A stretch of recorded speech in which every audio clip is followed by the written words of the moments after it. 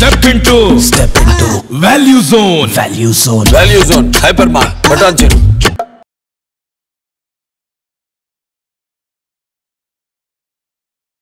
నమస్కారం, నేను మీ జాహ్నవి. జ్యోతిష్యం, వాస్తు, నిత్యానుష్ఠాన అగ్నిహోత్రపరుడు మన తిరుపతి మూర్తి అవధాని గురువు గారు ప్రతినిత్యము కూడా మనందరికీ విషయ పరిజ్ఞానాన్ని అందిస్తూ ఉంటారు కదా. మరి ఈ రోజు కూడా సరికొత్త విషయ పరిజ్ఞానాన్ని మనందరికీ అందించడం కోసం మనతో ఉన్నారు అవధాని గురువు గారు. మాట్లాడేద్దాం. నమస్తే గురుజీ. ఓం శ్రీ మహాగణాధిపతయే నమః. గురుగారు, మార్గశిర మాసము, ధనుర్మాసము రెండు ఒకటే కదా. సో ఆ ప్రత్యేకమైన మాసంలో మనం ఉన్నాం. కార్తీక మాసం మొత్తం హరిహరాదులకు పూజించాం. ఇప్పుడు కూడా హరిహరాదులకే పూజిస్తాం. ముఖ్యంగా హరికి ఎక్కువగా పూజిస్తూ ఉంటారు కదా. ప్రత్యేకంగా కళ్యాణం, గోదాదేవి కళ్యాణం, ఇవన్నీ కూడా చేస్తూ ఉంటారు. అంటే స్పిరిచువల్ గా, ఆధ్యాత్మికంగా పరమ పవిత్రమైన మాసం. కార్తీక మాసం ఎంతో, మార్గశిర మాసం కూడా అంతే. అయితే కార్తీక మాసం దీపాలు ఖచ్చితంగా పెట్టాలి. దీపాలకి ప్రాముఖ్యత. మరి మార్గశిర మాసం ఏమిటి? అదే విధంగా ముఖ్యంగా కొంతమంది అడుగుతున్న ప్రశ్న ఏంటంటే, ఈ నెల మొత్తం కూడా ఎలాంటి మంత్రాన్ని వినడం కానీ, ఎలాంటి శ్లోకాలని వినడం కానీ, ఎందుకంటే అందరూ అన్ని చదవలేరు, చదువుకుంటూ వింటూ అలా ఉండేలాగా కాస్త మీరు ఈ నెల మొత్తం వినవలసిన మంత్రము, శ్లోకము డీటెయిల్డ్గా వివరించేశారనుకోండి, అది ఒక్కటే పెట్టుకుని అందరూ వింటే ఆ ఫలితం రావాలి. అలా. ఓం శ్రీ మహాగణాధిపతయే నమః. తా విష్ణో విష్ణోతాస్తా విష్ణో పాహి పాహి విష్ణోతాస్తా విష్ణో పాహి విష్ణో పాహి పాహి విష్ణో విష్ణో పాహి పాహి పాహి పాహి విష్ణో విష్ణో పాహి పాహి విష్ణో ఇది విష్ణో పాహి పాహి పాహి పాహి పాహి పాహి యజ్ఞం యజ్ఞం పాహి పాహి పాహి పాహి యజ్ఞం పాహి యజ్ఞం యజ్ఞం పాహి పాహి యజ్ఞం పాహి పాహి యజ్ఞం పాహి పాహి యజ్ఞం పాహి యజ్ఞం పాహి పాహి యజ్ఞం యజ్ఞం పాహి యజ్ఞపతిం యజ్ఞపతిం పాహి యజ్ఞం యజ్ఞం పాహి యజ్ఞపతిం పాహి యజ్ఞపతిం యజ్ఞపతిం పాహి పాహి యజ్ఞపతిం పాహి పాహి యజ్ఞపతిం పాహి పాహి యజ్ఞపతిం పాహి. ఇది విష్ణుమూర్తికి సంబంధించిన ఒక మంత్రం అమ్మ. దీంతో ప్రారంభం చేద్దాము అని చెప్పి. అసలు ఎంత వైబ్స్ ఎంత బాగున్నాయి గురుగారు. దీన్ని ఘన అంటారు. అంటే సంహిత ఒక రకంగా ఉంటుంది. తా విష్ణు పాహి అనేటువంటి మంత్రం ఇది. ఆ తా విష్ణు పాహి పాహి యజ్ఞం పాహి యజ్ఞపతిం, అంటే తా విష్ణు పాహి పాహి యజ్ఞం పాహి యజ్ఞపతిం. దీన్నే ఇంతసేపు మనం చెప్పుకున్నాం. అంటే ఒక్కటి కూడా 13 సార్లు ఒక్కొక్క పదం వస్తుందమ్మా ఇందులో, వెనక్కి ముందుకి వెనక్కి ముందుకి వెనక్కి ముందుకి కూడా. అది ఘన అనేటువంటిది చాలా ఉత్కృష్టమైనటువంటిది. ఆ ఘన చెప్పుకున్నారంటే చాలా గొప్పగా మనం కీర్తించవచ్చు వాళ్ళని. కంఠం తెగిపోతుంది మన నరాలు. అది మామూలుగా ఇప్పుడు అని చెప్పినట్టు ఆ స్వరం అదంతా కూడా ఉచ్చైస్వరంలో ఉంటుందమ్మా. తా విష్ణు విష్ణోతాస్తా విష్ణో పాహి పాహి విష్ణోతాస్తా విష్ణో పాహి విష్ణో పాహి పాహి విష్ణో విష్ణో పాహి పాహి పాహి పాహి విష్ణో విష్ణో పాహి పాహి విష్ణో ఇది విష్ణో పాహి పాహి పాహి పాహి పాహి పాహి యజ్ఞం యజ్ఞం పాహి పాహి పాహి పాహి యజ్ఞం అనుకుంటూ తృతీయ సవరణం చెప్తారమ్మా. మొత్తం అది పారాయణ చేసేటప్పుడు ఇంచుమించు ఇదే సవరణలో ఉంటుంది. అది సుమారుగా అంటే మా భాషలో ఒక పనస అంటారు, మీ భాషలో ఒక క్వశ్చన్, 2 పేరాలు ఉంటుంది. మాకు సుమారుగా తక్కువలో తక్కువ 10 పేరాలు ఉంటుందండి. అది చెప్పాలంటే సరిపోదు, కంఠం ఒక్కసారి చాలా ఇబ్బంది పడుతుందండి. అంత విశేషమైనటువంటిది మంత్రం ఇవి చెప్పబడింది, విష్ణుమూర్తికి సంబంధించింది. మనకు అందరూ కూడా మనం చెప్పుకుంటుండే ఉంటాం శివుడి గురించి. నమ శంభవే శంభవే నమో నమ శంభవే చ శంభవే నమో నమ శంభవే చ అనుకుంటూ. అంటే ఎందుకు చెబుతున్నానంటే ఒక పదం 13 సార్లు ఎలా వస్తుందనేటువంటి దానికి ఒక్కసారి కంప్లీట్గా వింటే ఒకే అక్షరాన్ని ఎన్నిసార్లు మనం చెప్పామనేటువంటి వస్తుంది. అంటే ఒక్కసారి మనం పారాయణ చేస్తేనే అన్నిసార్లు చేసినటువంటి ఫలితం అయితే ఉంటుందండి. అటువంటిది మార్గశిర మాసంలో విష్ణుమూర్తిని, లక్ష్మీ అమ్మవారిని కలిపి కనుక మనం విన్న, కనీసం అనుకున్న విశేషమైన ఫలితం. 2, భగవన్నామస్మరణమే చాలా విశేషమైనది. మనం ఏది కోరుకోకుండానే ప్రతి ఒక్కటి కూడా మన చేతిలో పెడుతుంది. అంటే కేవలం నామస్మరణ అప్పుడప్పుడు చేస్తున్నందుకే భగవంతుడికి మనకి అన్నీ ఇస్తున్నాడు అంటే అదే నామస్మరణ నిత్య జీవితంలోకి మారితే, ఒకటి కనీసం మాసాంతరమైన ఈ 30 రోజులైన ఒక విధానాన్ని అనుసరిస్తే వాళ్ళ జీవితానికి ఎక్కడైనా ఒక మచ్చ అనేది ఉంటుందమ్మా? ఉండదు. అయితే మనం అది చేస్తామా? 29 రోజులు చేస్తాం, 30 రోజులు ఆపేస్తాం, ఏదో ఒక ఇబ్బంది వస్తూ ఉంటుంది. కానీ ఈ యొక్క మార్గశిర మాసం మొత్తం రెండే చిన్న చిన్నవి, కనీసం ఆ 2 వెన్న, ఆ 2 అందరికీ వచ్చినవి, నాకు ఒక్కడికే కాదు ప్రతి ఒక్క మనిషికి అవి వచ్చినవమ్మా. ఆ 2 కనీసం వెన్న చాలా అద్భుతమైన ఫలితం అయితే వస్తుంది. ప్రధానమైనది ఏంటంటే ఓం నమో నారాయణాయ. అందులో ఏముంటుందండి అనిపించచ్చు.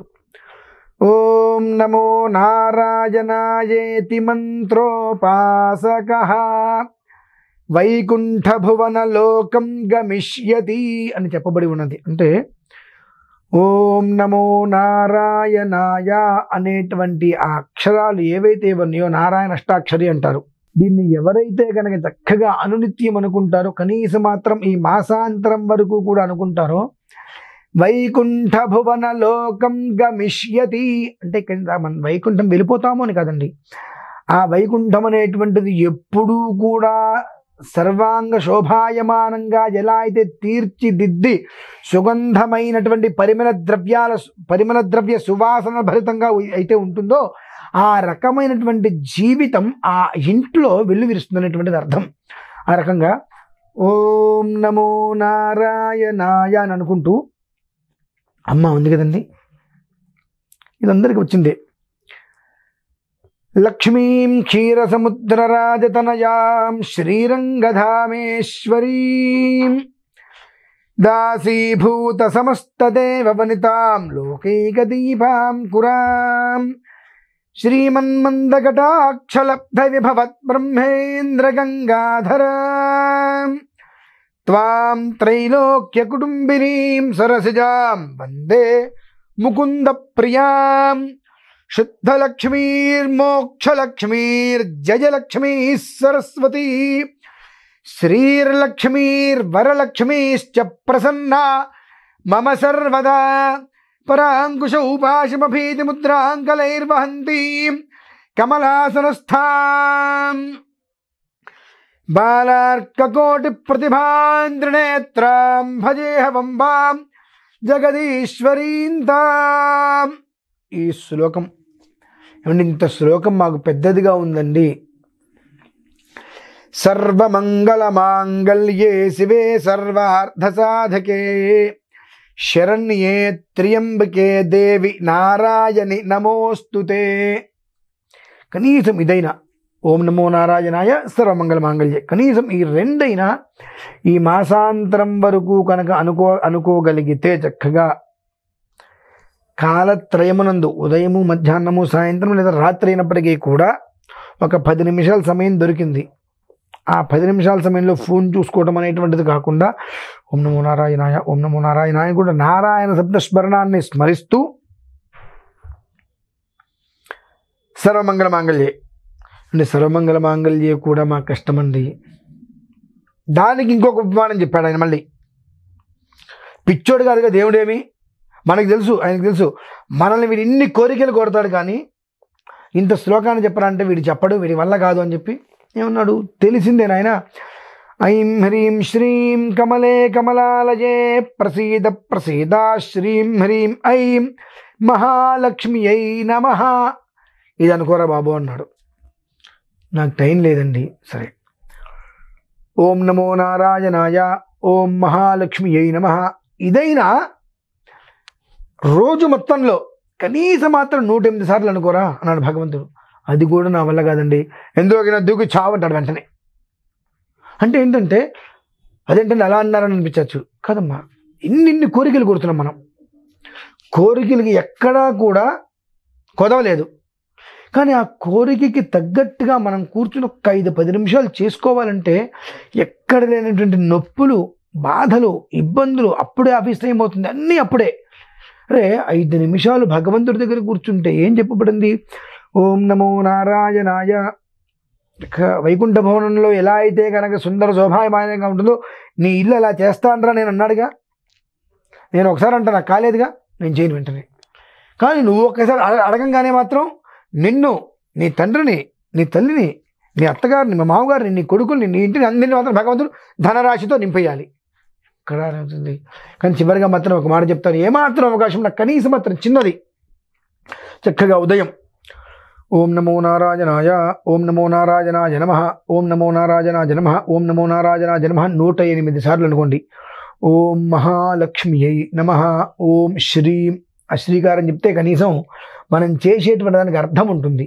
అర్థం కోసమే ఏం చేసినా ఓం శ్రీ మహాలక్ష్మియై నమః, ఓం శ్రీ మహాలక్ష్మియై నమః, ఓం నమో నారాయణాయ నమః అనేటువంటిది 108 సార్లు, ఓం శ్రీ మహాలక్ష్మియై నమః అనేటువంటిది 108 సార్లు.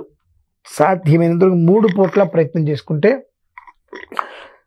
స్థిరో భవ, వరదో భవ, సుముఖో భవ, సుప్రసన్న భవన్ ఇంట్లో వచ్చి కూర్చుంటాడు. నేను అది కూడా చెయ్యను అని అంటే ఇక దేవుని నువ్వు అడిగి ఉపయోగం లేదు. ఆయన అసలు పట్టించుకోడు. ఎందుకు పట్టించుకోవాలి? అదేంటండి భగవంతుడు కదండి. నువ్వు ఒకరి దగ్గర పనిచేస్తున్నావు, నీ బాసుని నువ్వు తిరిగితే ఆయన ఒప్పుకుంటాడా? ఒప్పుకోడు. పొగడకపోతే ఒప్పుకుంటాడా? ఒప్పుకోడు. అంటే నీకు జీతం ఇచ్చేటువంటి వాడు ఎవడైతే ఉన్నాడో వాడి గురించి నువ్వు ఎప్పుడు స్తుతిస్తూ ఉండాలి. మా బాస్ అంత గొప్పవాడు, ఇంత గొప్పవాడు. పొగడకపోతే ఆ మంత్ నీకు శాలరీ కట్టు. వాడిని పొగిడితే నీకు ఒకరోజు సెలవు ఇస్తాడు. సరే వాళ్ళు ఏదో సార్ ఏదైనా స్వీట్ తీసుకెళ్ళి ఇచ్చేది చేస్తే వాడిని మంచి చేసుకుంటే నీకు ఒకరోజు సెలవు ఇస్తాడు ఎక్కువగా. అదేమీ లేకుండా మోహం మార్చి కూర్చుంటానంటే నీకు సెలవు ఉండదు, ఏముండదు. ఇంకా చెయ్యి, జీతం కూడా వస్తుందో తెలీదు. ఒక్కోసారి 2 నెలలు కూడా ఇవ్వకపోవచ్చు, చెప్పలేము. అంటే నువ్వు పని చేస్తే ఇక్కడ విచిత్రం గమనించండి. నేను ఒక ఆఫీస్ పెట్టా, నేను ఒక్కరిని ఏ పని చేయలేను. ఆఫీస్లో 10 మంది ఉంటే ఆ 10 మంది మీద నేను బ్రతుకుతుంటా. నేను ఆఫీస్ పెట్టా, 10 మంది కోసమే పెట్టా. కానీ 10 మంది అందులో రాకపోతే నేను ఆఫీస్ పెట్టి నాకు ఎలాంటి యూజు లేదు. 10 మంది ఎంప్లాయీస్ వస్తే 10 మంది వర్క్ చేస్తే నేను బ్రతుకుతున్నా. 10 మందికి జీతాలు ఇస్తున్నా, కానీ అంతకన్నా ఎక్కువ నేను సంపాదిస్తూనే బ్రతుకుతున్నా హాయిగా. అంటే మన మీద పడి బ్రతికేటువంటి వాడి దగ్గరికి వెళ్ళి మనం అయ్యా అంటున్నాం. కానీ మనందరికీ బ్రతుకునిచ్చే వాడి దగ్గరికి వెళ్ళి ఏంటై చిన్న లాజిక్ మనం ఇస్తున్నాను. అంటే అందరికి ఇచ్చేది భగవంతుడే. ఆ భగవంతుడి దగ్గరికి వెళ్తే నువ్వెంత అడిగితే ఇవ్వవా అంటాం. కానీ మనకి జీతం ఇచ్చే వారి దగ్గరికి వెళ్ళి దేబరిస్తాం అయ్యా అని చెప్పి. ఆ చిన్న విషయాన్ని గమనించుకొని ఈ మార్గశిర మాసం 1 రోజులు ఏమైనా చెయ్యి మానే పచ్చగర్పూరం పట్టుకొని ఆ దేవుడి మందిరంలో వేసి 108 సార్లు అయ్యవారిని 108 సార్లు అమ్మవారిని తలుచుకొని నమస్కారం పెట్టుకొని ఒక బండి నివేదన పెట్టు, ఖచ్చితంగా నేను చూస్తాడండి. అది కూడా నేను చేయను. నన్ను చూడాలంటే ఆయనేమి నీకు రుణం లేడుగా, రుణం ఉన్నాడా నీకు చేయడానికి? అంతే ఉంటుంది. చాలా అసలు ఆ శ్లోకాలు, మంత్రాలు, ఆ వైబ్రేషనే వేరుంది గురుగారు. అండ్ చాలా డీటెయిల్ ఇన్ఫర్మేషన్ ఇచ్చేసారు. Thank you so much Guruji. నమస్తే. చూసారు కదండి, మార్గశిర మాసము, ధనుర్మాసం. మరి ఈ మాసంలో ఖచ్చితంగా గురుగారు చెప్పినట్టుగా ఆ శ్లోకాలు, ఆ మంత్రాలు వినడం వల్ల, ధ్యానించడం వల్ల, పఠించడం వల్ల ఖచ్చితంగా అర్థం కోసమే కదా ఇవన్నీ గురుగారు ఇలానే అన్నారు. మీరు అర్థం కోసమే కదా ఆ అర్థం మనకు వచ్చేస్తుందంట. సో అది ఆ అర్థం కావాలి, మనకి జీవితం సుఖంగా ఉండాలి అంటే మాత్రం ఖచ్చితంగా ఈ మాసం మొత్తం ఈ ఒక్క శ్లోకాలని మీరు హ్యాపీగా జపించండి, వినండి. లేకపోతే కనీసం వినండి, అంతా బాగుంటుంది. మరో చక్కటి ప్రత్యేకమైన కార్యక్రమంతో మళ్ళీ మీ ముందుకు వచ్చేస్తాను. నమస్తే.